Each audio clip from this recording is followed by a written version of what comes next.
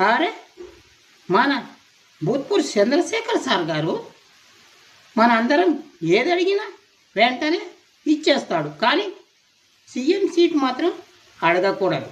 ఎందుకంటే సార్ సీఎంగా ఉంటేనే మన కోరికలన్నీ తీర్చేస్తాడు.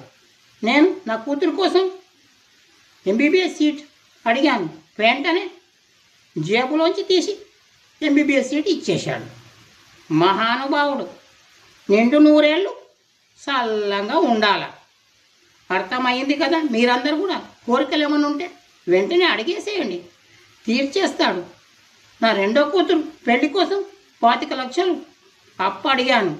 సారు వెంటనే ఇచ్చేశాడు. మళ్ళీ ఏమన్నాడో తెలుసా? ఇక నీవు నాకు అప్పు తీర్చక్కర్లేదు అని చెప్పేశాడు.